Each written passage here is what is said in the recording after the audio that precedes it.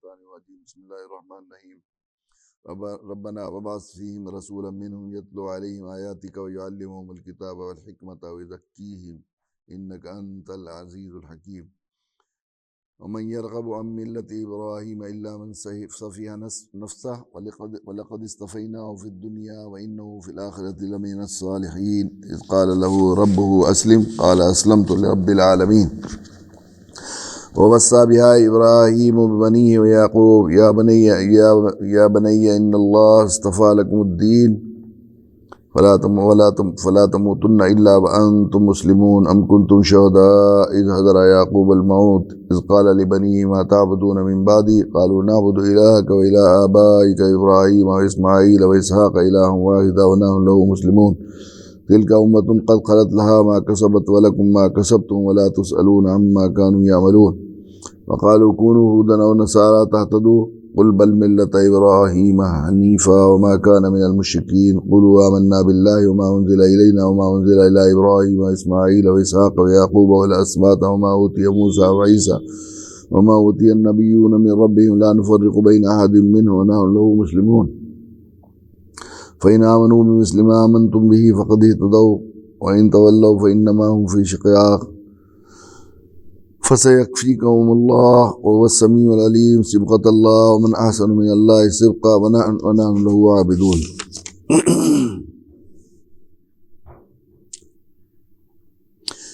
اے ہمارے پروردگار ان میں ایک ایسا رسول بھی بھیجنا جو انہی میں سے ہو جو ان کے سامنے تیری آیتوں کی تلاوت کرے انہیں کتاب اور حکمت کی تعلیم دے ان کو پاکیزہ بنائے بے شک تیری اور صرف تیری ذات ہی جس کا اقتدار بھی کامل ہے اور جس کی حکمت بھی کامل ہے. اور کون ہے جو ابراہیم کے طریقے سے انحراف کرے سوائے اس شخص کے جو خود اپنے آپ کو حماقت میں مبتلا کر چکا ہو. حقیقت تو یہ ہے کہ ہم نے دنیا میں انہیں اپنے لیے چن لیا تھا اور آخرت میں ان کا شمار صالحین میں ہوگا. اور جب ان کے پروردگار نے ان سے کہا سر تسلیم خم کرو تو وہ فوراً بولے میں نے رب العالمین کے ہر حکم کے آگے سر جھکا دیا. اور اس بات کی ابراہیم نے اپنے بیٹوں کو وصیت کی اور یعقوب نے بھی اپنے بیٹوں کو کہ اے میرے بیٹو اللہ نے یہ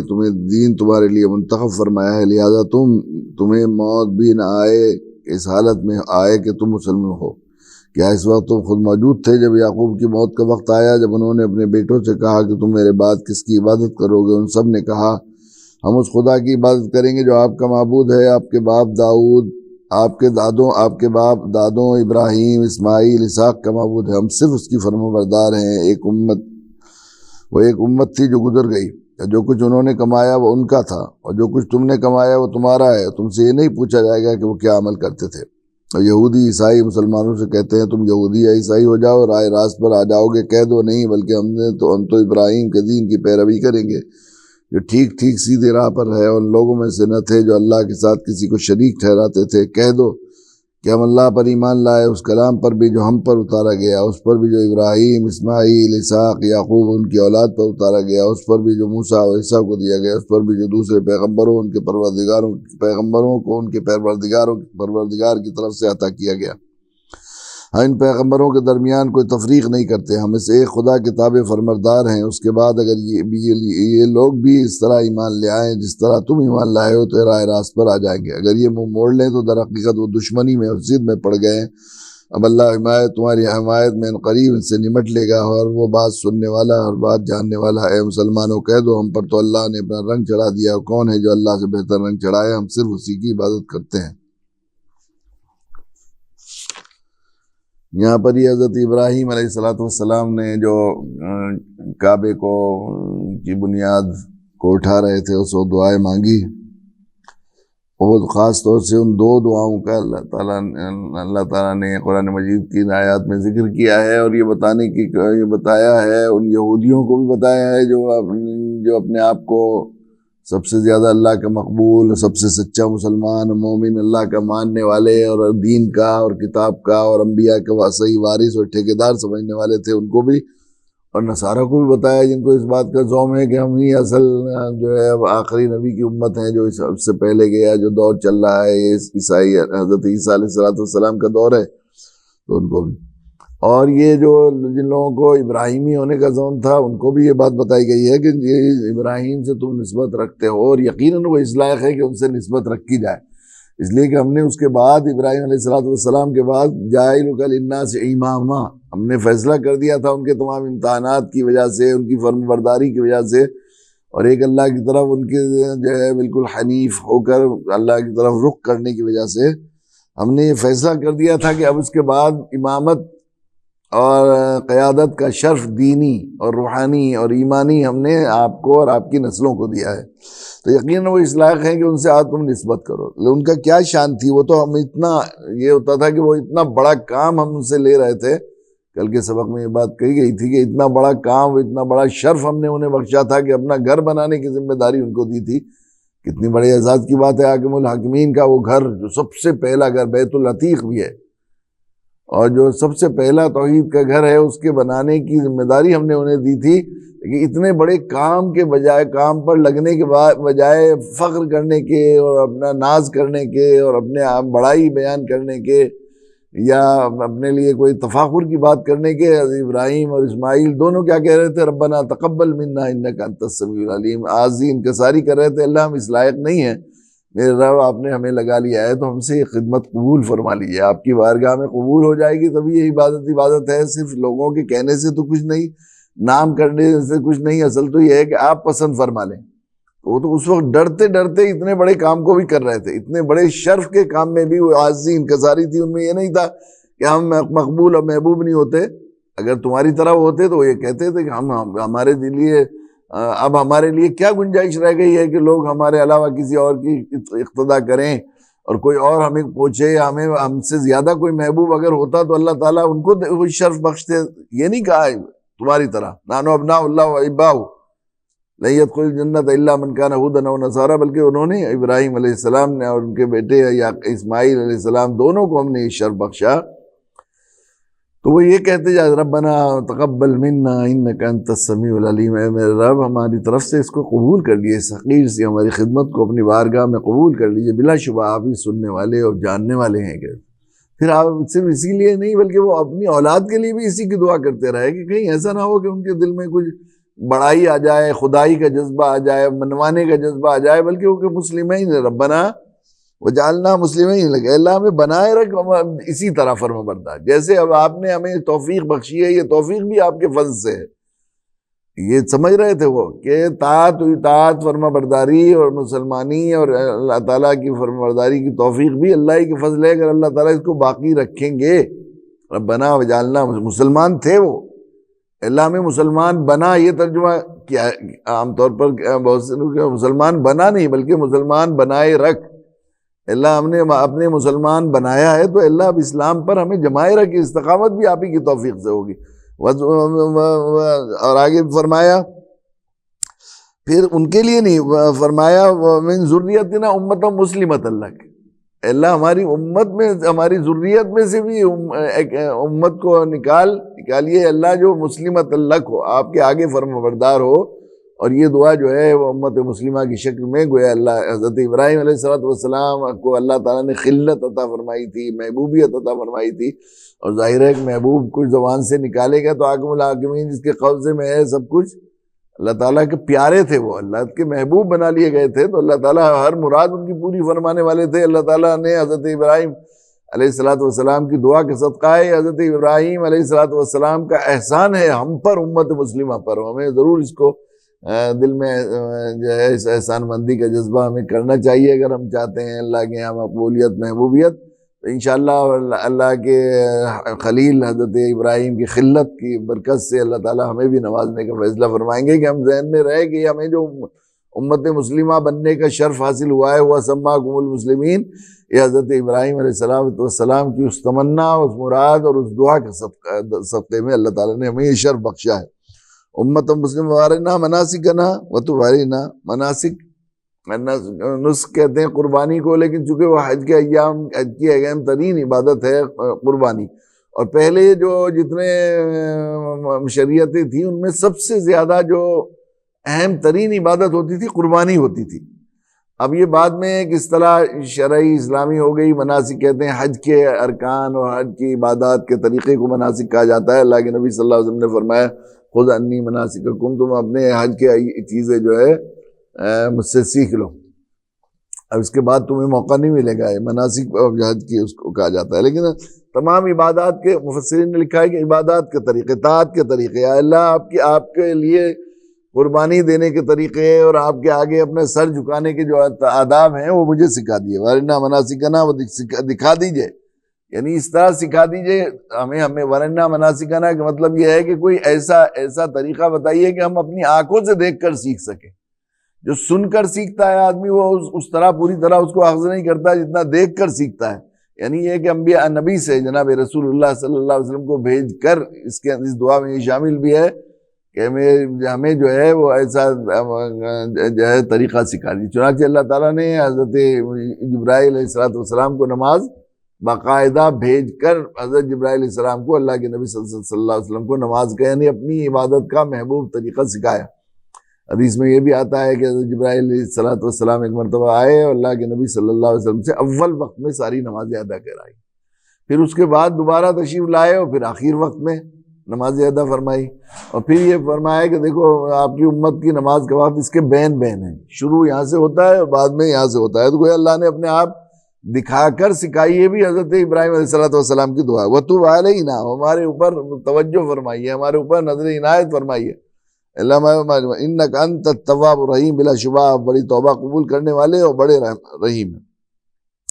پھر یہ دعا مانگی، ربنا وبعث فیہم رسولا منہم یتلو علیہم آیاتک ویعلمہم الکتاب والحکمہ ویزکیہم انک انت العزیز الحکیم۔ اس پر کل تفصیل سے ذکر کیا گیا تھا کہ یہ دعا حضرت ابراہیم علیہ السلام کی دعا جو ہے حضرت ابراہیم علیہ السلام نے کی اپنے زمانے میں، اور اس دعا کا ذکر اللہ تعالیٰ نے اس کائنات کو بنانے سے پہلے کیا، جب کائنات بنائی نہیں، قلم کو پیدا نہیں کیا، اللہ تعالیٰ نے قرآن مجید لکھا اور لکھ کر لوح محفوظ پر رکھا،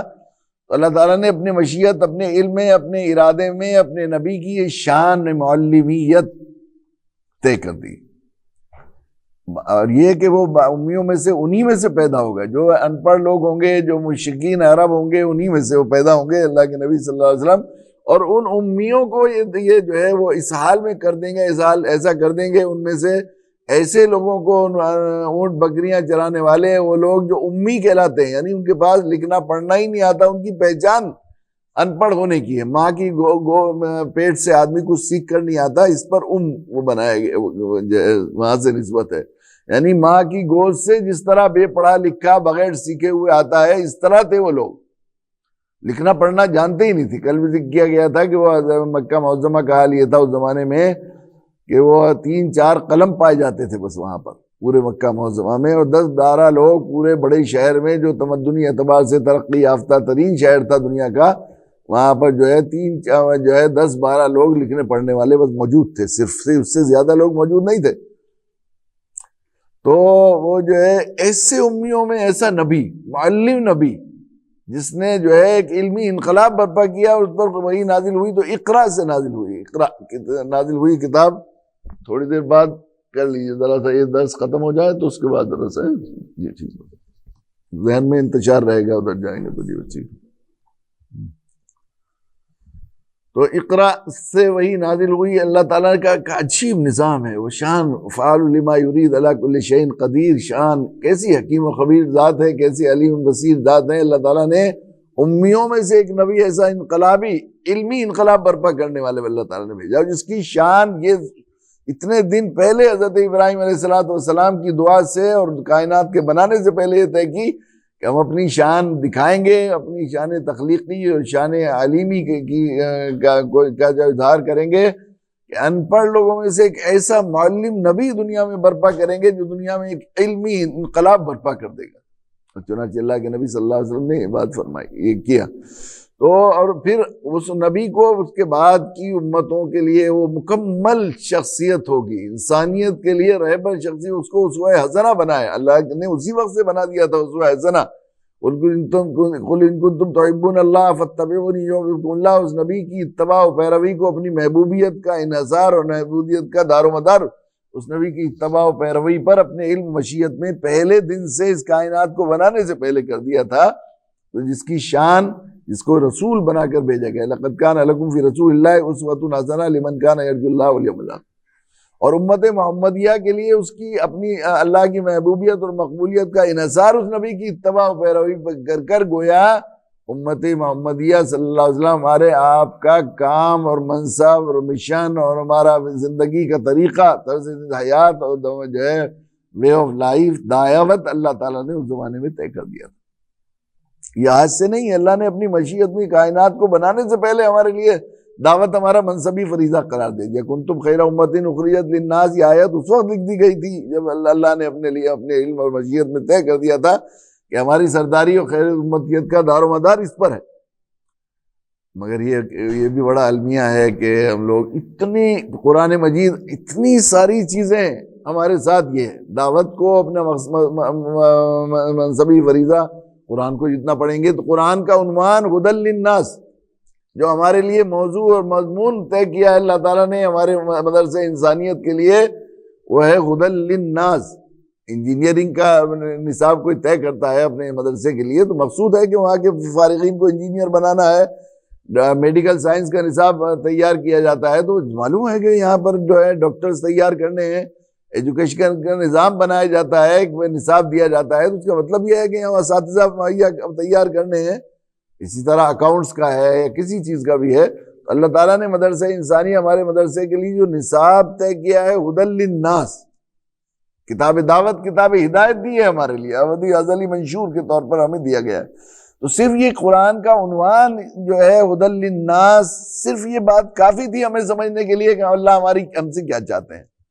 پھر جن شخصیات کو ہدیناہم واجتبیناہم کہہ کر ان کی تعریف کر کے ان کے انتخاب کی، ان کی کامیابی کی، ان کی نجات کی، لوگوں کے مقابلے میں ان کے ساتھ خاص نصرت اور اللہ کی محبوبیت، مقبولیت کے سارے قصے بیان کیے گئے جن شخصیات کو آئیڈیل بنا کر، وہ انبیاء علیہ السلام ہیں۔ اس سے معلوم ہوتا ہے کہ اللہ کی مشیت کیا ہے، ہمیں کس لائن پر دیکھنا چاہتے ہیں۔ اللہ انبیاء کے وارث، انبیاء کی نیابت میں اللہ کے بندوں کی خیر خواہی اور ان کو دوزخ سے بچانے کی فکر، خصوصاً ان کو کفر و شرک کے راستے سے نکال کر ایک اللہ سے جوڑنے کا درد اور سوز پر ہمیں جو ہے دیکھنا چاہتے ہیں، یہ معلوم ہو گیا اس کا۔ پھر اس کے بعد وہ نبی جناب رسول اللہ صلی اللہ علیہ وسلم کے حالات اور آپ کی فکر اور آپ کے درد کو قرآن مجید نے جگہ جگہ بیان کیا ہے کہ آپ کیسا بے چین رہتے تھے، کیسا بےتاب رہتے تھے دنیا انسانیت کے، اللہ کے باخر النفس کا اللہ یکون مومنی انتحاری صلی اداہم فإن اللہ لا یہدی من یضل ولا تسأل عن اصحاب الجحیم جو ہے فذکر انما انت مذکر لست علیہم بمسیطر، آپ بس کیجئے، بات پہنچائیے،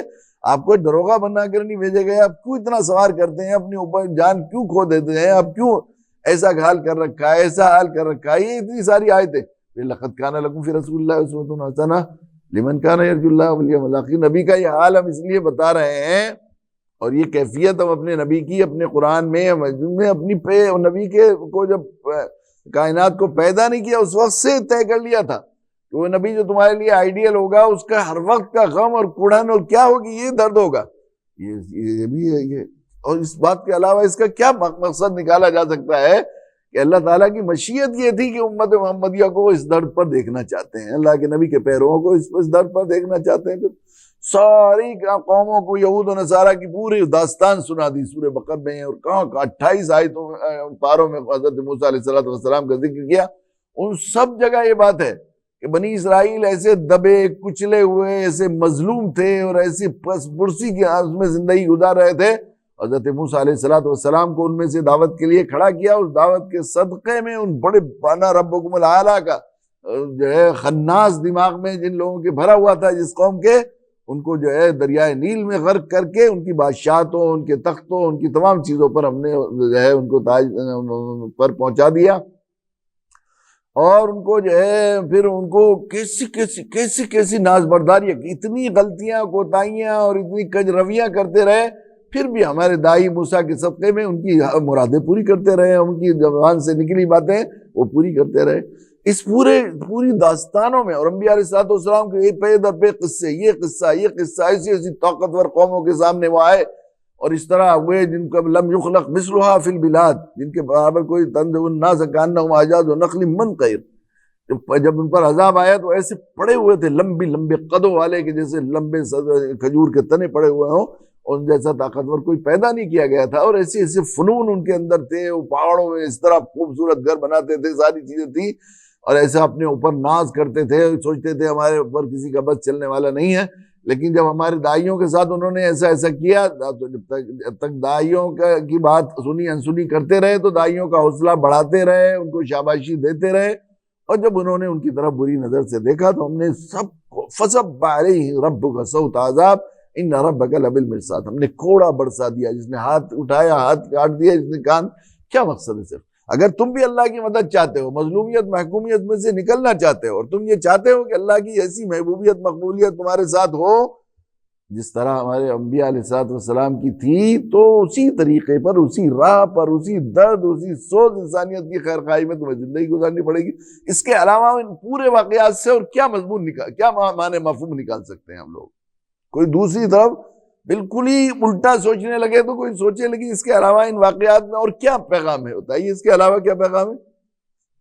لیکن ہمارا حال پھر اپنے نبی جناب رسول صلی اللہ علیہ وسلم کی پوری سیرت اس کو محفوظ کر دیا ہے کہ پوری زندگی پہلے دن اقرا کی آیت نازل ہونے سے لے کر دنیا بستر اس پر وصال پر تشریف لے گئے، حضرت جو ہے عائشہ رضی اللہ تعالیٰ عنہ کے اذانوں میں دنیا سے جاتے جاتے اس درد اور اس غم میں آپ نے زندگی گزار دی کہ کیسے دنیا انسانیت اللہ کے سامنے جھکے اور کفر شرک کی اس خطرناک ذلت سے نکلے اور جنت کی طرف جانے والی بنے۔ یہ نبی کا ہے، اس کے علاوہ کیا؟ لیکن اس کے باوجود خیال ہی نہیں آتا، ہمیں یہ خیال ہی نہیں آتا کہ ہم سب کچھ سیکھتے ہیں قرآن سے۔ عجیب بات یہ ہے، عجیب بات، سب کچھ سیکھتے ہیں اس قرآن سے۔ قرآن کو ہم نے ہر موضوع کی کتاب بنا ہے، کتاب ہدایت، کتاب دعوت کے لحاظ سے ہم لوگ پڑھتے نہیں ہیں، تو کیا عجیب ہے، بالکل یہ ایسا ہی ہے۔ اللہ ہم سے کیا چاہتے ہیں؟ اللہ ہمیں چاہتے ہیں کہ ہم دائی کنتم خیر امہ، کل میں کے سبق میں بھی بات کہی تھی کہ 6666 آیات میں واضح طور پر اس آیات میں امت مسلمہ سے کیا چاہتے ہیں اللہ تعالیٰ؟ کنتم خیر امۃ اخرجت للناس تأمرون بالمعروف وتنہون عن المنکر وتؤمنون باللہ۔ ہمیں اسی کام کے لیے، ایک ہی کام، کل بتایا تھا کہ جس طرح چونکہ مسافر آخرت ہے اور کسی بھی چیز، کسی بھی ہدف کو حاصل کرنے کے لیے، کسی منزل تک پہنچنے کے لیے یکسوئی کی ضرورت تھی، اس لیے اللہ کی رحمت کے قربان ہر طرح سے پورا نظام اپنے دین کا یکسوئی، توحید، ایک ساری کتابوں پر ایمان کے بعد صرف ایک کتاب ہمارے لیے منشور ہے، اب سب پچھلی منسوخ کر دی گئی۔ ساری نبیوں پر ایمان کے باوجود ایک نبی کی اتباع، حتیٰ کہ اربع 4 ائمہ کو کیا، ان میں ایک امام کی تقلید۔ تصوف سلوک میں توحید مطلب بنیادی اصول بتا دیا کہ سارے مشائخ کی اعتقاد اور ان کے ساتھ اکرام، ان کا احترام دل میں برکتے ہوئے اپنے شیخ کی اتباع، اس طرح سارے نبیوں کے مقابلے میں۔ اس طرح صرف ایک کام طے کر دیا ہمارے لیے، کنتم خیر امۃ اخرجت للناس۔ کہیں یہ نہیں کہا کہ تمہیں نماز کے فضائل بیان کیے، روزے کے فضائل بیان کیے، دوسری چیزوں کے فضائل بیان کیے، لیکن یہ نہیں بتایا کہ تمہیں اس کام کے لیے، نماز پڑھنے کے لیے پیدا کیا گیا ہے، تمہیں نمازی بننے کے لیے پیدا کیا ہے، تمہیں روزے دار بننے کے لیے پیدا کیا گیا ہے۔ اب اگر وہی کام نہ کریں ہم جس کے لیے پیدا کیا گیا ہے، ایک امام مسجد میں، جو بارہ مثال میں عرض کیا کرتا ہوں کہ جو ہے وہ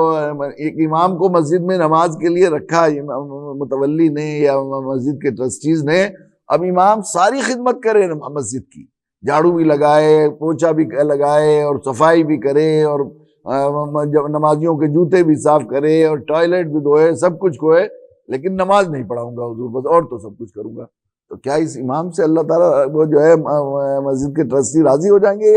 یا یہ امام فرما بردار کہلا سکتا ہے؟ ایک ڈرائیور جس کو کہیں کے لیے رکھا ڈرائیونگ کے لیے، اور ڈرائیور ساری خدمت کرے، گاڑی کو دھوئے بھی، باس کے پوتے کے پوتوں کے سب کے پاؤں میں تیل بھی لگائے، گھر کی صفائی بھی کرے، اور وہ جو ہے اس کے جو ہے باغ میں پانی بھی دے اور سب کچھ کرے، اور مہمانوں کا اکرام بھی کرے، اور کھڑا ہو کر سڑک پر صبح سے شام تک اپنے مالک کی تعریف کرے اور ان کی منقبتیں گائے، لیکن ڈرائیونگ نہ کرے۔ میری گاڑی نکل رہی ہے بھائی، مجھے فلائٹ پہ جانا ہے، وہاں جانا ہے نہیں صاحب، اور سب کچھ کروں گا، ڈرائیونگ نہیں کروں گا، تو کیا اس ڈرائیور کو فرمانبردار کہا جائے گا؟ کیا یہ اپنے مالک کا فرمانبردار کہلایا جا سکتا ہے؟ تو ایک اکاؤنٹنٹ ہے، اس اکاؤنٹس کے لیے بھیجا گیا ہے کہ حساب کتاب رکھے، وہ حساب کتاب نہ کرے، کمپنی کا ہر کام کرے، ہرگز فرمانبردار نہیں۔ اس طرح وہ مسلمان، وَسَمَّاكُمُ الْمُسْلِمِينَ، سب کو ساری دنیا مسلمان، لیکن ہمارا نام رکھا ہے مسلمان، اور یہ مسلمان رکھا حضرت ابراہیم علیہ السلام کی اس دعا کی برکت سے، جس دعا کی برکت سے اللہ تعالیٰ نے ہمیں ایسا نبی بھی عطا فرمایا، جن کی نبی جناب آخر الزماں جناب رسول اللہ صلی اللہ علیہ وسلم، جن کی شان معلمیت کا یہاں پر ذکر کیا گیا ہے۔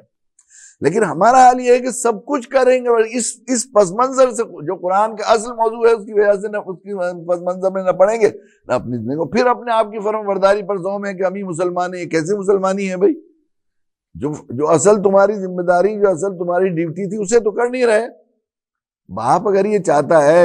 ہر باپ یہ چاہتا ہے میرا بچہ عزت سے رہے، اور میرا یہ چاہتا ہے، اللہ تعالیٰ نے ماں باپ کو ممتا دی ہے، اور عزت ہوگی جب میرا بچہ سب کو دینے والا بنے، اس کا ہاتھ اونچے والا ہو۔ اللہ تعالیٰ کی ساری ماؤں کو اور باپوں کو ممتا دینے والے ہیں۔ اللہ تعالیٰ امت محمدیہ کی عزت کا عطا فرمانے کی اللہ کی کوئی مجبوری نہیں تھی، یہ کوئی اور طریقے سے وَلَوْ شَاءَ اللَّهُ لَجَعَلَكُمْ أُمَّةً وَاحِدَةً بغیر اسباب کے بھی اللہ سب کو ہدایت دے سکتے تھے۔ اللہ تعالیٰ نے ہمیں ید العلیاء بنانے کے لیے اور ہماری عزت کا اور سر پر ہمارے تاج رکھنے کے لیے خیر امت کا فرد بنا کر دعوت کو ہمارا منصب بنایا، اور معلم نبی کو ہمارا جو ہے آئیڈیل حسن رسول بنایا۔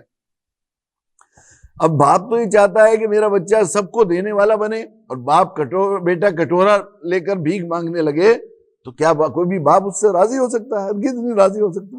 اللہ چاہتے ہیں دائی بنے، دائی نہیں بنیں گے، اللہ کا قانون ہے مدعو بن گئے، تو مدعو بن کر ہم کیسے فرما بردار بن سکتے ہیں؟ کیسے ہم مسلمان اپنے آپ کو کہہ سکتے ہیں؟ لیکن یہ عجیب المیہ ہے، قائدین ذہن میں جاتی نہیں بات۔ یہ میں جو ہے کہیں کسی بڑے علماء کا ایک تھا، اس میں سبق سنا رہا تھا اسی طرح کہ اللہ کے نبی صلی اللہ علیہ وسلم کو یہی بات کہ نبی اکرم صلی اللہ علیہ وسلم کی زندگی اتباع کے بغیر نجات نہیں ملے گی، اور اتباع کا اس وقت تک تصور نہیں ہے جب تک کہ آدمی دائی نہیں بنے گا، رسول کا پیرو رسول دائی ہو سکتا ہے۔ اور اللہ کی دعوت کا بہت بڑا وسیع مفہوم ہے، یہ بات بھی میں نے شاید کی اس میں کہ دعوت کا بہت وسیع مفہوم ہے، اس کے لیے بھی ہمیں نبی کی زندگی اور سیرت کو پڑھنا پڑے گا۔ اللہ کے نبی صلی اللہ علیہ وسلم کی ذات عالی کو جو شخص بھی جاننے والا ہے، آپ کی حیات سے لے کر آج تک آپ سے محبت کرنے والا، یا آپ کی مخالفت اور عناد میں اور دشمنی میں اور کبر میں آپ کے جو ہے اپنی خباثت کی وجہ سے، اپنی اس کی وجہ سے آپ کی بے ادبی کرنے والا بھی ہو کوئی، وہ بھی جو جاننے والا ہے اللہ کے نبی صلی اللہ علیہ وسلم سے متعارف، اس کا آپ کا پہلا تعارف، ایک آدمی دنیا میں ایسا نہیں ملے گا جس کو اللہ کے نبی صلی اللہ علیہ وسلم کا پہلا تعارف یہ نہ ہو، پہلا تعارف یہ نہ ہو کہ آئیے وہ نبی ہیں جو باپ دادوں کے مذہب سے ہٹا کر ایک نئے دین کی طرف دعوت دیتے ہیں، یا کفر و شرک سے ہٹا کر، ان خداؤں سے ہٹا کر ایک اللہ کی دعوت دیتے ہیں، یہ گویا نئے زمانے میں درمانترن کراتے ہیں، کنورجن کراتے ہیں، ایک نئے دین کی دعوت دیتے ہیں۔ اور آج ہم نبی کے طریقے پر کتنا چل رہے ہیں، اسے سمجھنے کے لیے ہمارے یہاں بڑے سے بڑے قائد کے بارے میں یہ بات، ایک آدمی کی گواہی ایسی نہیں مل سکتی کہ یہ وہ لوگ ہیں، یہ وہ ہیں جو باپ دادوں کے مذہب سے ہٹا کر ایک نئی دین کی دعوت دیتے ہیں۔ پھر ہم کیسے کہہ دیں گے کہ ہم نبی کی اتباع کرتے ہیں؟ اللہ کے نبی صلی اللہ علیہ وسلم کی حیات کا، پوری حیات کتکلی ورق کی طرح آج لوگوں کے سامنے ہے۔ آپ کی زندگی میں ایک دفعہ ایسا بتا دیں، ایک دفعہ کبھی ایک واقعہ ایسا بتا دیں کہ اللہ کے نبی صلی اللہ علیہ وسلم نے غیر ایمان والوں کی دعوت پر کسی اور عمل کو، کسی اور عبادت کو ترجیح دی، عبادت کو یا کسی اور کام، مشن کے کام کو ترجیح دی، ایک لمحہ۔ اور دعوت پر ہر چیز کو ترجیح دی جاتی ہے، ہر چیز، حتیٰ کہ مکہ معظمہ میں جب راہیں مسدود ہو گئیں تو 1,00,000 گنا اجر و ثواب چھوڑ کر آپ مدینہ منورہ چلے گئے۔ مجھے اس وقت ذرا حوالہ تلاش کرنے میں وقت لگے گا، لیکن میں نے کبھی کسی وقت ایک زمانے میں یہ بھی روایت پڑھی تھی کہ اللہ کے نبی صلی اللہ علیہ وسلم عصر کی نماز کے لیے مسجد نبوی میں تشریف لے جا رہے ہیں، عصر کی نماز کے لیے، نماز پڑھانے کے لیے مصلی پر تکبیر ہو گئی ہے، لیکن صحابہ جانتے تھے کہ اللہ کے نبی صلی اللہ علیہ وسلم دعوت کو اور ایک آدمی کے ایمان کو کتنی اہمیت دیتے ہیں۔ کسی نے عرض کیا کہ وہ غسان کا ایک وفد آیا ہوا ہے یہاں تجارت کے لیے، وہ آپ کے بارے میں معلوم کر رہا تھا، تو کبھی آنے کو دل ہوتا تھا کہ ابھی چلیں، کبھی کہتے پھر چلے جائیں گے۔ اللہ کے نبی صلی اللہ علیہ وسلم کو یہ خیال ہوا کہ کہیں وہ چلے نہ جائیں بغیر بات کیے ہوئے، اور ایسا نہ ہو جائے کہ وہ پھر جو ہے دوبارہ پھر آنا نہ دے شیطان، اس لیے آپ صلی اللہ علیہ وسلم مصلی پہ سے کہا کہ اچھا بیٹھو ہم آتے ہیں۔ وہاں گئے، جا کر انہیں دعوت دی، اور وہ بر وقت اللہ نے انہیں ہدایت دی۔ آپ صلی اللہ علیہ وسلم تشریف لائے تو فوراً نماز پڑھائی ذرا اختصار کے ساتھ، اور فوراً جو ہے بلال سے کہا کہ مغرب کی اذان کو، حضرت بلال سے حکم دیا۔ وہ عصر کی نماز کتنا تنگ وقت ہوتا ہے، تکبیر کہہ کر آپ مصلی پر تشریف لے گئے، پھر یہ پتہ لگا کہ ایسا ہوا۔ کتنی مرتبہ ایسا ہوا، مکہ معظمہ میں آپ انتہائی بخار تھا اور طبیعت خرابی تھی، حضرت خدیجہ رضی اللہ تعالیٰ عنہ نے آپ سے کہا کہ یا نبی اللہ بہت زیادہ پریشان ہو گئے ہیں، تو آپ تھوڑی دیر آرام فرما لیے۔ اتنے میں کسی نے کہا، بخار کی تمازت ہو رہی ہے، اس میں کسی نے کہہ دیا کہ کچھ لوگ آئے ہیں باہر سے اور وہ کچھ آپ کو دین سیکھنا چاہتے ہیں، آپ فوراً اٹھ کر چلے گئے. کبھی ایسا نہیں ہوا کہ ذرا تو اس دعوت پر کبھی اور ترجیح دی ہو. اب ہمارا حال یہ ہے کہ ہمارے یہاں کبھی زندگی میں کبھی یہ موقع نہیں ہوتا کہ اس دعوت کو کسی اور عمل پر ترجیح دی جاتی ہو. تو ہم کیسے کہیں گے کہ وہ طریقہ جو خاص موضوع ہے قرآن مجید کا، جس کے علاوہ کوئی اور اگر قرآن کو صحیح اپنی مرضی کے مطابق یہودی بنی اسرائیل کے طریقے پر قرآن کو سمجھنے کی کوشش کی جائے گی تو یحرفون الکلم عن مواضعہ، اپنی مطلب کے معنی نکالنے کے لیے تو دوسری بات ہے، لیکن اللہ کی مرضی اور مشیت کے مطابق قرآن کو پڑھنے کی اور سمجھنے کی، عمل کرنے کی کوشش کی جائے گی تو کنتم خیر امۃ اخرجت للناس تأمرون بالمعروف لائن کے علاوہ کوئی لائن ہمیں ملے گی نہیں. لیکن اس کے باوجود یہ حال ہے. میں کسی جگہ میں عرض کیا کہ میں علماء میں یہ بات کر رہا تھا، اسی سبق سنا رہا تھا، تو وہ فرمانے لگے کہ آپ نے کہا کہ نبی کو اس کام کے لیے پیدا کیا گیا ہے، نبی کے بارے میں تو یہ فرمایا معلم بنا کے بھیجے گیا ربنا وصفیم رسولا منهم والذی بعث فی الامین رسولا منهم یتلو علیہم آیاتی. اس میں کہاں دعوت کا ذکر ہے؟ میں نے کہا مولانا بعث فی الامین کن میں آئے نبی؟ یہ تو دیکھیے پڑھا تو رہے ہیں لیکن کس کو پڑھا رہے ہیں؟ امی کون ہے؟ وہ مسلمان تھے غیر مسلم تھے جن میں نبی آئے؟ وہ یہ بتائیے. دم ہو گئے مولانا. کتنے دن ابھی ہم لوگ ملیشیا میں تھے، ورکشاپ چل رہا تھا، تو بڑے بڑے چیدہ قسم کے بہت ماشاءاللہ بڑے ہونہار علماء اپنے اپنے اداروں نے بھیجے تھے. جب وہ دروس ہونے لگے ان اللہ ربی وربکم اللہ ربنا وربکم، اس پر ہونے لگا تو بہت لوگ بالکل دانتوں تلے انگلیاں ڈال کہ ساری زندگی ہم قرآن اس پس منظر میں پڑھتے رہے کہ عبد الرحمن کا رب بھی ہے اور عبداللہ کا رب بھی ہے اور میرا رب بھی ہے. وہ یہ خیال ہی نہیں ہے کہ پیٹر مسیح کا اور جے پرکاش کا رب بھی ہے. حالانکہ قرآن جو خطاب کر رہا ہے ربنا و ربکم، اللہ ربنا و ربکم، کس سے خطاب کر رہا ہے؟ ان کافر و مشرکین سے خطاب کر رہا ہے. تو ہمارے ذہن میں ہی نہیں آیا کہ ہمیں ان تک یہ بات تعارف کرانا ہے، چونکہ ہم اس پس منظر میں پڑھتے ہیں. ایک بڑے عالم دین وہاں جو تھے اس میں گجرات کے بہت ہونہار اور بڑے بہت سلیم بیچارے طبیعت کے درد والے بھی ہیں، صاحب دل بھی ہیں. وہ بیچارے پروگرام میں شریک ہوئے، میرے ساتھ گاڑی میں تھے. وہ کہنے لگے مولانا آپ یہ کہہ رہے ہیں کہ ان کافر اور مشرکین کو خیر نہ سمجھا جائے اور ان کے ساتھ ہمدردی اور خیر خواہی کا جذبہ رکھا جائے اور کیا جائے. قرآن نے تو منع کیا ہے کہ بھئی کفار اور مشرکین کو دوست نہ بناؤ. میں نے کہا مولانا اصل بات یہ ہے، دیکھیے قرآن کے شان نزول کو بھی دیکھنا پڑے گا. الگ الگ اوقات میں الفاظ کے معنی الگ الگ بدل جاتے ہیں. جنگ کے میدان جب ہے، میدان جنگ ہے، جاہد الکفار والمنافقین واغلظ علیہم، جب جنگ کے میدان میں بات کی جائے گی تو وہاں یہ تھوڑی کہا جائے گا کہ اپنے مخالف کو جا کے کس کرو اور اس کے منہ میں رس گلہ ڈالو. وہاں تو یہی ہوگا کہ بہادری سے لڑو. ان پر اگر غصہ نہیں ہوگا تو کیسے جنگ وہ کرے گا؟ لیکن جنگ کے حالات کو ہم نے پوری زندگی پر مو کر لیا. ہم نے اللہ کے نبی صلی اللہ علیہ وسلم کی پوری سیرت ہمارے سامنے نہیں ہے کہ کیسے کیسے حالات میں وہ کیا گیا ہے. میں نے کہا قرآن کی آیت نہیں پڑھی آپ نے، لا ینہاکم اللہ عن الذین لم یقاتلوکم فی الدین ولم یخرجوکم من دیارکم ان تبروهم وتقسطوا الیہم ان اللہ یحب المقسطین. اللہ تعالیٰ ہرگز منع نہیں کرتے آپ کو، انما لا ینہاکم اللہ عن الذین لم یقاتلوکم فی الدین، جنہوں نے تم سے دین کے بارے میں جنگ نہیں کی. وہ جو دشمنی، وہ مخالفت اور وہ جو غصے کی بات ہوگی دعوت کی اتمام حجت کے بعد تو جہاد کا نمبر آتا ہے. اتمام حجت ہوگی نبی کی طریقے پر 70 مرتبہ چلے گئے ہوں گے مکہ میں 13 سال تک. اب دنیا کے بدترین فرعون انسانیت ابو جہل کے بعد اللہ کے نبی کے پیر ذوالفقار صاحب نے روایت نقل کی ہے کہ 3000 بار سے زیادہ تشریف لے گئے. تب ہوگی اتمام حجت. اس کے بعد تو جہاد شروع ہوگا. اب اس وقت جب لڑ رہے ہو تو تمہیں وہ بھی جنگ ہو دین کے بارے میں، لم یقاتلوکم فی الدین ولم یخرجوکم من دیارکم ان تبروهم، اور جو ہے جب تمہیں اپنے گھروں سے نہیں نکالا تو ان سے ان تبروهم، ان کے ساتھ ہمدردی اور خیر خواہی، تعاون کا تبرہ کہتے ہیں اعانت، مدد، ان کے ساتھ ہمدردی اور خیر خواہی کرنا. وتقسطوا الیہم، جو ہے عدل اور انصاف کے تو ہر حال میں، اس حال میں بھی منع نہیں کرتا. ان اللہ یحب المقسطین، اللہ تعالیٰ انصاف کرنے والوں، ان کا حق ہے. یہ دین امانت کے طور پر دیا گیا ہے، ان پر کے ساتھ احسان نہیں ہے یہ ہمارا دعوت دینا. یہ دعوت ہماری ذمہ داری ہے. اللہ نے ہمارے پاس ان کی امانت دی، ان تک پہنچا دی، تو اب کوئی احسان بھی نہیں ہے، تبرہ نہیں ہے. یہ جو ہے وہ نہیں ہے بلکہ یہ جو ہے ان کے ساتھ ان کا انصاف ہے.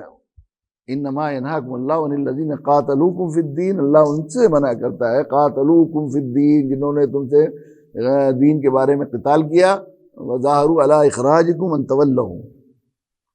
ان سے بھی دل کی دوستی کو منع کرتا ہے. ان کے ساتھ خیر خواہی، انہیں دعوت دینے سے منع نہیں کرتا. ان کے لیے دعا کرنا کہ اللہ ان کو اس برائی سے نکال دیجئے، ان کے دل سے اسلام کا اناد و دشمنی ختم کر دیجئے، اس سے منع نہیں کیا۔ وَمَن يَتَوَلَّهُمْ أُولَٰئِكَ هُمُ الظَّالِمُونَ۔ ہاں ایسے لوگوں سے جو اللہ کے باغی ہیں اور غدار ہیں اور ان تک بات پہنچ گئی، یہ سب سمجھنے کے بعد بھی وہ نہیں کر رہے، تو اگر تم وہ کرو گے باغی و غداروں سے میل کرو گے تو تم اپنے ملک کے، اپنی حکومت کے کافر وردار ہو گئے۔ یہ تو مولانا بیچارے بہت سلیم الطبع تھے، وہ کہنے لگے مولانا شروع سے میرا قرآن موضوع رہا ہے، میں قرآن پڑھتا بھی بہت شوق ہے، درس قرآن کتنی دفعہ ختم کر چکا میں اور کتنی بچوں کو پڑھا چکا پورا میں، لیکن آج تک یہ آیت یہ فرق محسوس ہی نہیں، سوچا ہی نہیں ہم نے۔ اصل میں جس ماحول میں آدمی رہتا ہے، جس میں ہر چیز کو اسی پس منظر میں سوچنے لگتا ہے، وہ ہم لوگوں نے وہ مغازی کے اصل میں اللہ کے نبی صلی اللہ علیہ وسلم کی سیرت کو ہم نے اسی طرح سمجھا ہے اور اسی طرح لوگوں کو سمجھایا ہے، اس لیے لوگوں کو معلوم نہیں رحمت للعالمین نبی کی سیرت، وہ تو ایک جنگ کے سپہ سالار کی سیرت معلوم ہوتی ہے، ایسے مغازی کا ذکر چونکہ تفصیل سے ہے، حالانکہ خود اللہ کے نبی صلی اللہ علیہ وسلم کی نبوی حیات کے جو ایام غزوات ہیں اور جنگ کے جو ایام ہیں وہ بہت گنتی کے ہیں، چند دن ہیں، باقی زندگی تو، اور اس میں بھی آخری درجے کی رحمت و شفقت، اس کی طرف ہمارا ذہن ہی نہیں جاتا۔ جنگ میں جو غزوات میں جو اللہ کے نبی صلی اللہ علیہ وسلم کی رحمت للعالمینی شان ہے اس کو ہائی لائٹ کیا ہی نہیں جاتا، کیونکہ ہم تو وہ فتوحات اور وہ دنیا کے جس پس منظر میں رہتے ہیں اسی طرح وہ کرتے ہیں۔ تو اتنا کچھ معلوم ہونے کے باوجود بھی ذہن میں یہی بات آتی ہے، بھائی معلمیت کی بات ہو رہی ہے تو بس یہ مکہ معظمہ میں جو مدینہ منورہ میں جو صفہ نبوی تھا اس میں کون لوگ پڑھا کرتے تھے؟ وہ لوگ جو ایمان لاتے تھے، ان کو ایمان پڑھایا جاتا تھا، پھر ایمان کی دعوت کے لیے انہیں تیار کر کے اپنی اپنی قوموں میں بھیجا جاتا تھا۔ صفہ نبوی کے سارے لوگ کیا کرتے تھے؟ وہ یہی ہوتا تھا، گویا وہ مدرسہ دعوت کا ایک دعوتی مرکز، ٹریننگ سینٹر تھا، وہ گویا اسلام سکھایا جاتا، ان کو دیا جاتا تھا، بھائی جاؤ بانٹو، تم مال دیا جاتا تھا، ان کا ڈسٹریبیوٹر بنایا جاتا تھا، یہ ہوتا تھا۔ پھر آگے فرمایا تو یہ جو ہے قرآن مجید نے یہ دعوت اس سے معلوم ہوا نبی کی یہ شان اور یہ دعا حضرت ابراہیم علیہ السلام کی بتا کر، جہاں اللہ کے نبی صلی اللہ علیہ وسلم کا خاص امتیاز اختصاص بتایا جا رہا ہے، کل بھی ذکر ہوا تھا، تو پھر جو ہے یہ ہے کہ نبی کی اتباع و پیروی، پیرو کہلانے کا حق صرف اسی کو ہے جو شان معلمیت رکھتا ہو۔ یہ بھی کل اس ضمن میں تفصیل سے بات کی گئی تھی۔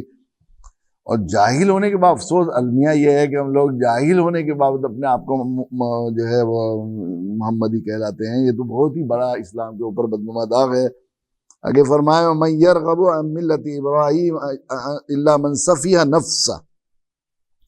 حضرت ابراہیم علیہ السلام کی یہ شان تھی، اللہ نے ان کو خلت عطا فرمائی، ان کی دعائیں جو امت کے لیے وہ کی گئی ہیں، اور اللہ تعالیٰ نے ان کے لیے دنیا میں بھی عزت کا، احترام کا فیصلہ کیا، اور اتنا احترام کا فیصلہ کیا کہ ان کی اولاد میں اللہ تعالیٰ نے امامت کا فیصلہ کر دیا۔ یعنی بعض روایت میں ابن کثیر نے ایک روایت نقل کی ہے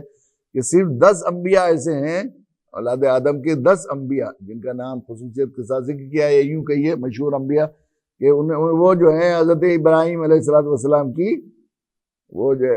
حضرت ابراہیم، ان کے حضرت اسرائیل، حضرت یعقوب کے بارے میں لکھا ہے انہوں نے کہ حضرت یعقوب علیہ السلام کی اولاد کو بہت ہی اللہ تعالیٰ نے نوازا ہے۔ 10 انبیاء ایسے ہیں، رسول ایسے ہیں جو ان کی اولاد میں نہیں، باقی سب لوگ انہی کی اولاد میں ہوئے۔ اس کے بعد حضرت نوح علیہ السلام نہیں ہوئے ان کی اس میں، اور پھر حضرت ابراہیم علیہ السلام، حضرت یوشع، حضرت ہود، حضرت صالح، حضرت لوط، حضرت شعیب جو پہلے ہوئے ان سے پہلے، اور یا ان کے زمانے میں حضرت ابراہیم علیہ السلام کے، اور حضرت ابراہیم خود حضرت اسرائیل کی اولاد میں نہیں ہے، حضرت یعقوب کی اولاد میں نہیں ہے، اور حضرت اسحاق ان کی اولاد میں نہیں ہے، اور حضرت اسماعیل اللہ کے نبی صلی اللہ علیہ وسلم، بس ان نبیوں کے علاوہ جتنے نبی ہیں سب حضرت اسرائیل یعنی یعقوب علیہ السلام کی اولاد میں ہیں، 10 کے علاوہ اللہ نے نوازا۔ لیکن یہ بھی باقی یہ نیچے والے تو حضرت ابراہیم علیہ السلام کی اولاد میں ہیں، تو حضرت ابراہیم علیہ السلام کو دنیا میں بھی اتنی امامت کے لیے منتخب، وَإِنَّهُ فِي الْآخِرَةِ لَمِنَ الصَّالِحِينَ، ان کو یہ بھی کیا گیا کہ انہیں ایک لوگوں میں، اللہ کے برگزیدہ بندوں میں ان کا شمار ہے۔ ان کو صرف حضرت ابراہیم علیہ السلام ہے جن کو مقام خلت عطا فرمائی گئی ہے، کہ اللہ نے اپنا پیارا کہا ہے، انہیں خلیل بنایا ہے، تو ان کے راستے سے، اور ان کا طریقہ فرما برداری کا ہے جس میں عزت ہے، اور وہی اللہ کے یہاں مقبول محبوب راستہ ہے۔ تو اس ملت ابراہیم سے وہی ہٹ سکتا ہے، وہی جو ہے انحراف کر سکتا ہے جو ہے جس نے اپنے آپ کو حماقت میں خود ہی مبتلا کر لیا۔ الا من صفیہ نفسہ، اسے کسی اور نے حماقت میں نہیں ڈالا، اسے کسی اور نے نہیں بہکایا گمرایا، وہ تو خود آدمی اتنا کچھ کھلی آنکھوں دیکھ رہا ہے کہ یہ راستہ وہاں جا رہا ہے شاہی محل کی طرف اور عزت کی طرف، اور 4 چاند لگ جائیں گے تمہاری عزت کو، اس کو چھوڑ کر خود آدمی چھوڑ رہا ہے تو خود ہی اپنے آپ اپنے پیروں میں کلاڑی ماری نا۔ وَلَقَدْ اصْطَفَيْنَاهُ فِي الدُّنْيَا، اور ہم نے اس کو خاص فضل سے خاص اصطفیٰ عطا فرمایا تھا، ان کو خاص شمار کیا، ان کو دنیا میں چنا ہوا، چن لیا تھا، خاص منتخب کیا تھا، سلیکٹ کیا تھا ان کو۔ وَإِنَّهُ فِي الْآخِرَةِ لَمِنَ الصَّالِحِينَ، اور وہ آخرت میں بڑے بڑے نیک لوگوں میں تھے۔ اذ قال له ربه اسلم قال اسلمت لرب العالمین، جب ان کے رب نے، ان کا مزاج تو یہ تھا، ان کا تو یہ تھا، اتنا زیادہ فرمانبرداری کا مزاج تھا، اور حکم ماننے کے سامنے چشم ابرو کا خیال کرتے ہوئے وہ اپنے آپ کو اتنا وہ کرتے، جب ان سے کہا گیا کہ جھک جاؤ ہماری فرمانبرداری اختیار کرو، قال اسلمت لرب العالمین، نہ صرف یہ کہ وہ فوراً جھک گئے، فوراً انہوں نے اپنا سر تسلیم خم کر دیا، بلکہ اتنی بڑی بتایا، اسلمت لرب العالمین، اسلم تو لک نہیں فرمایا کہ اللہ ہم آپ کے سامنے جھک گئے فرمانبردار، اسلم تو لرب العالمین، اے میرے رب آپ میرے پالنہار ہیں، میری ساری ضرورتوں کو پورے کرنے والے، صرف میرے نہیں پورے عالم کے پالنہار ہیں، بھلا آپ کے علاوہ میں کس کے آگے جھکنا میرے لیے، میرے سارے مطلب آپ سے پورے ہونے ہیں، ساری مشکلوں سے آپ مجھے نجات دینے والے ہیں، ساری ضرورتیں آپ میری پوری کرنے والے ہیں، سب کچھ مجھے سیکھنا ہے آپ سے، انگلی پکڑ کر چلنا ہے، آپ سکھائیں گے مجھے، دنیا کی نعمتوں سے فائدہ اٹھانے کا طریقہ آپ مجھے سکھائیں گے، میری عقل کو، میری شعور کو، میرے سب چیزوں کو جو ہے وہ اس میں شعور اور اس میں جو ہے ترقی صرف آپ کی مرہون منت ہے، تو آپ کے علاوہ میں کس کے آگے آئے، رب العالمین کے آگے۔ وَوَصَّى بِهَا إِبْرَاهِيمُ بَنِيهِ وَيَعْقُوبُ، اور وہ جو ہے اس بات کی ابراہیم نے اپنے بیٹوں کو وصیت کی، اور یعقوب نے بھی کہ اے میرے بیٹو، یا بنی ان اللہ اصطفیٰ لکم الدین، یا بنی ان اللہ اصطفیٰ لکم الدین فلا تموتن الا وانتم مسلمون۔ اب یہ انبیاء علیہ السلام کا یہ واقعہ ذکر کیا جا رہا ہے، ان کا درد، ان کی فکر، ان کو کس بات کی فکر تھی، جن نبیوں سے تم نسبت کر کے ناز کرتے ہو اور یہ کہتے ہو کہ ہمیں ہی سرداری ہے اور ہم ہی قیادت کے لائق ہیں اور ہم سے زیادہ کوئی محبوب نہیں ہے اور ہم اللہ کے بیٹے ہیں، اتنے پیارے ہیں کہ اولاد کی طرح ہیں، بلکہ وہ تو کیا بات کہتے تھے ہم اولاد کی طرح ہیں اور ہمارے علاوہ کوئی اور جنت میں نہیں جائے گا، جن کو کہتے تھے، ان کی بات دیکھو، تم سے کیا چاہتے تھے اپنی اولاد کے لیے، تو وہ تو یہ حال تھا ان کا کہ وہ انتقال ہوا تو انہوں نے وصیت فرمائی۔ وصیت میں کیا ہوتا ہے، جب آدمی یہ سوچتا ہے کہ اب میری بچوں سے آخری بات ہو رہی ہے تو کلیجہ نکال دیتا ہے، آخری بات ان کی خیرخواہی کی کہتا ہے۔ وَوَصَّى بِهَا إِبْرَاهِيمُ بِبَنِيهِ وَيَعْقُوبُ، وہ دیکھو ابراہیم اور حضرت یعقوب علیہ السلام دونوں نے اپنی اولاد سے کیا بات کہی، کیا وصیت کی، یا بنی ان اللہ اصطفیٰ لکم الدین فلا تموتن الا وانتم مسلمون، اے میری اولاد، اللہ نے تمہیں دین کے لیے منتخب کیا ہے، اللہ نے تمہیں منتخب کیا ہے دینی قیادت کے لیے، تمہارے ساتھ اتنا بڑا احسان کا معاملہ کیا ہے، فلا تموتن الا وانتم مسلمون۔ اب یہ اسلام تمہاری پہچان ہونی چاہیے، تمہاری عز جاں ہونی چاہیے، تمہارے لیے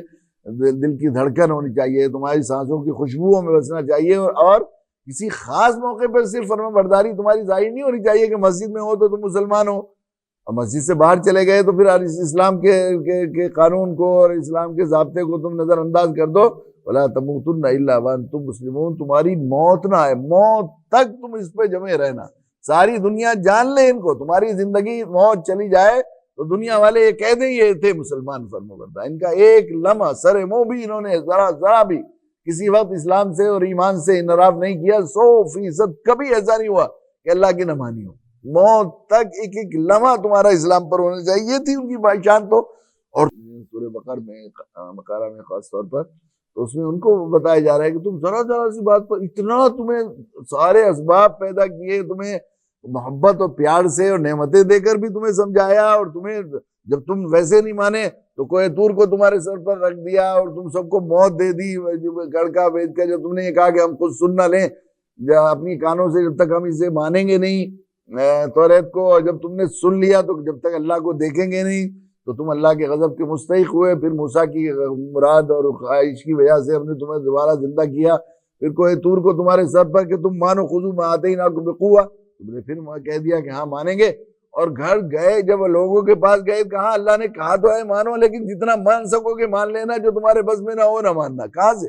وہ ہر جگہ سے رپٹتے جا رہے ہو تم، وہاں تو یہ یعقوب اور ابراہیم تو اپنے بچوں کو مرتے مرتے وصیت کر رہے ہیں، انتقال کرتے کرتے اپنے بچوں کو صرف یہ بات کہہ رہے ہیں